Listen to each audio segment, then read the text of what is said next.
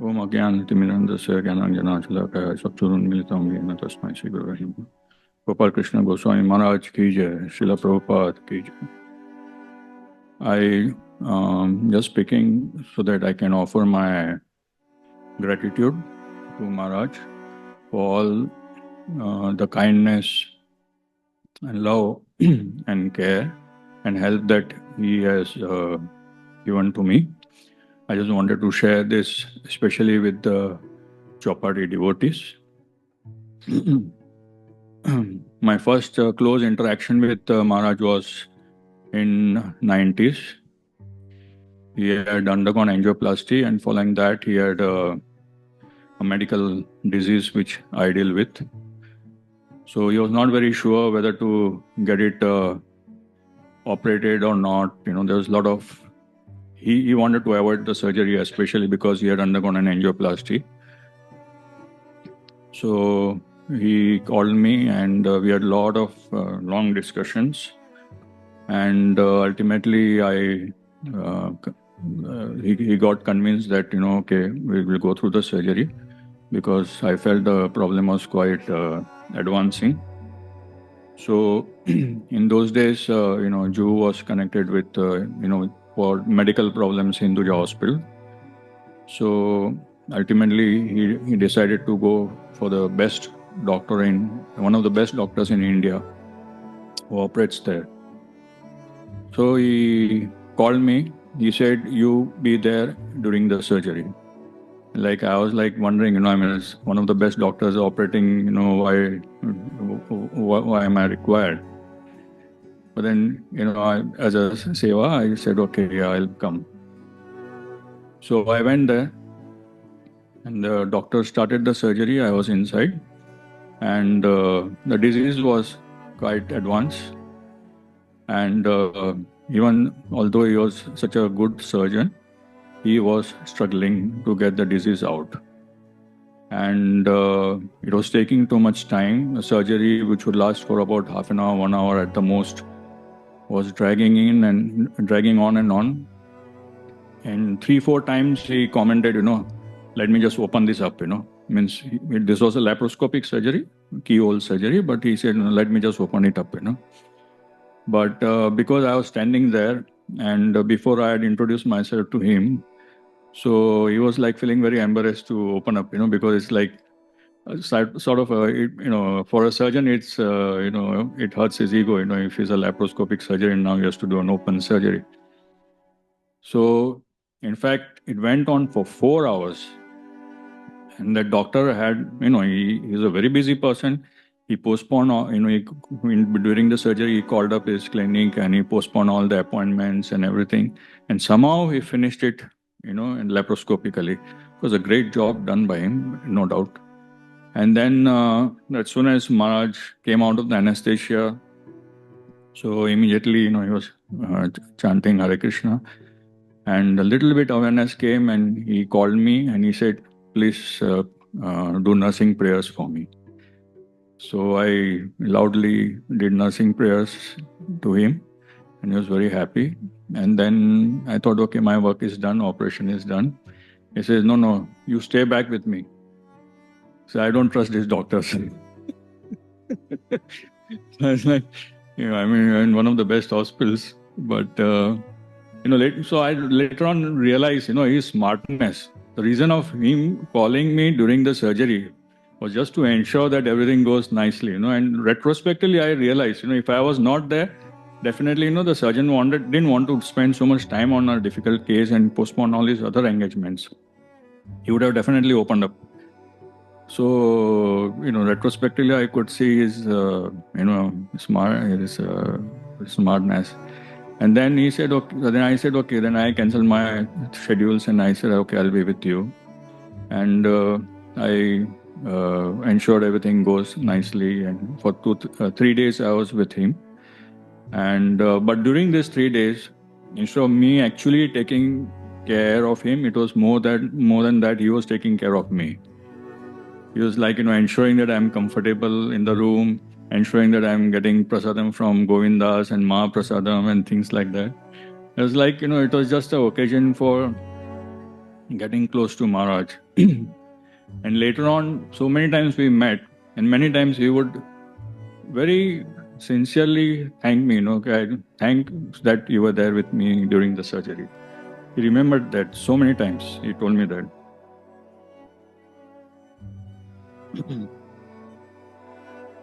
Then later on, we started this Hare Krishna TV channel, and we were struggling to get on the various cable platforms and things like that. So, I personally went to this Hinduja office and tried to convince them to carry Hare Krishna TV, but they were like talking all in terms of commercials. So then I said, this is not going to work. Then I learned that, okay, Gopal Krishna Maharaj knows the owner. So I sent a message to him, and he called me. He said, he wanted to know everything about how we were running the whole thing. He wanted to be very, very sure. And even asked me to show the channel, online and things like that. And then he was very happy and very satisfied. He said, okay, you give me a letter. You address it to Mr. Hinduja. I will see to it, So then I gave him the letter. And then he got in touch with the secretary of Hinduja, and he was keeping a track on his movement because he's an international figure. He moves around everywhere in the world. The moment he landed up in his office, Maharaj left Juhu temple. He traveled to Hinduja's office with my letter. And I was in the hospital taking rounds and things like that. And suddenly I got the call from the same person, the chief of Hinduja, the cable company, who had refused to carry the channel. But we want to carry your channel. And Maharaj was sitting there. So immediately I gave him the parameters, and Maharaj ensured that the channel was started. Then he left the office.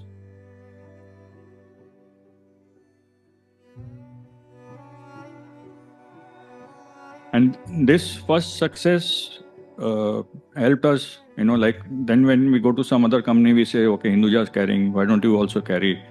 So everything started with this first success. So I'm very indebted to Maharaj for that. And later on also, many times when we used to meet, you used to ask, Hindujas are still carrying your channel, no? Just to be sure.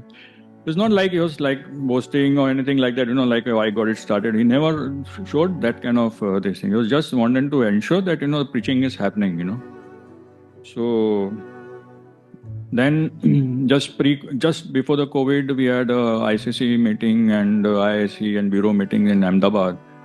So I was called to give a presentation for the Hare Krishna TV channel. So while I was as soon as I finished my presentation, immediately Maharaj got up from his chair. Maharaj was also attending that, and he said, everyone in this room should support Hare Krishna TV channel, And then he called me to the next level, that is IIC meeting also, which was happening, and then he even for the bureau meeting, and everywhere he was like pushing, everyone should support. To that an extent that the moment the meeting got over in the evening, Gaurang Prabhu, Revati Raman Prabhu, Bhima Prabhu, Devkinandan Prabhu, Yudhishthir Govind Prabhu, and one or two others, very, very senior people. Immediately we all they called me and said, we want to figure out, how to support, Hare Krishna TV. Of course, it didn't work out because COVID came and, every temple was going through financial problems and, so that was a different thing.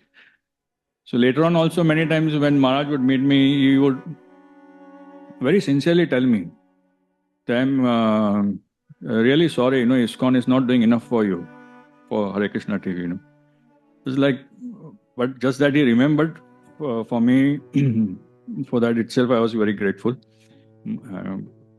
So he was taking care of, he used to remember all these events and, take care so much.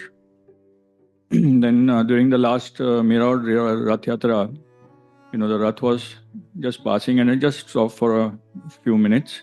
And I was like, I had just undergone some medical problems. So I was like, a little far off and just having darshan.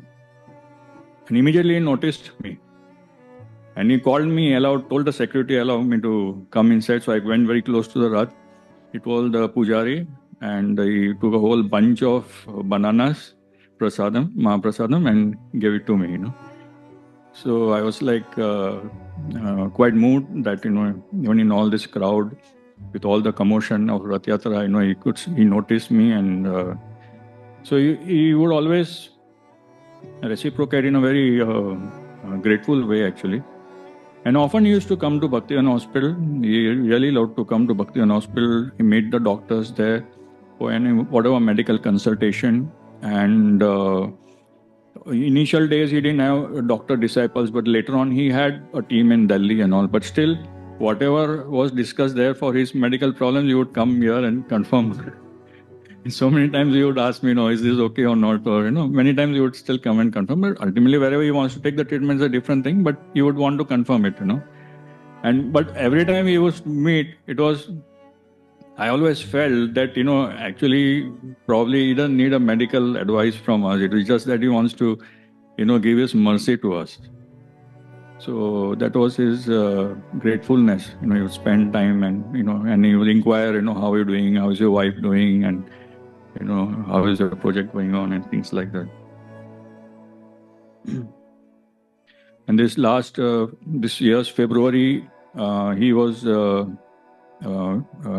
very willingly accepted an invitation to visit our ISKCON Desire Tree Hare Krsna TV office also.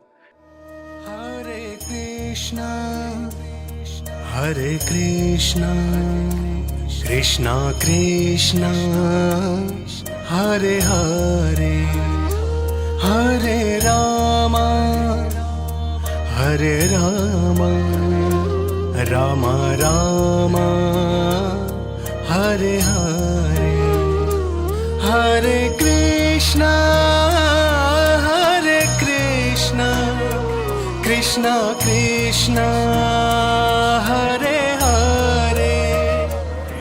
There are a lot of reasons why they phone up. One is that after every program we ask for feedback. After every half an hour there will be a slide which will say, give the feedback for this program. So they give feedback. Other is we do a lot of counseling surveys also. Daily on an average we get about 50 calls for counseling. Yeah, they are also doing it, right. So there are counseling calls which come, or some of them may be suicide calls also, that also is handled. Then plus people want to give their birthdays, or we have certain programs for Narsingha Dev prayers, and also in the scroll here, we'll play their names. So when whoever birthdays are there, they'll submit their names. So during the artis, like we have live artis 5 times a day from ISKCON temples. So during that time, live arti will run the scroll, so they can see their names. So by that they will watch the DTs and attend the arti also.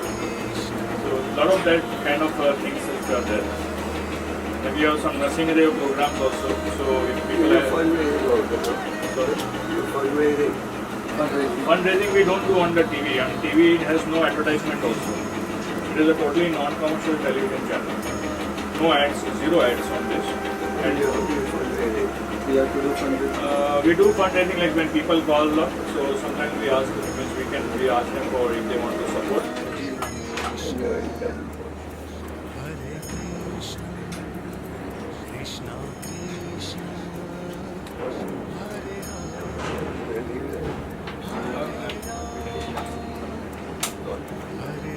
Mataji also does kirtan.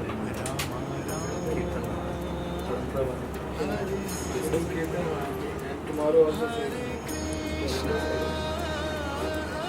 Classes also, but classes.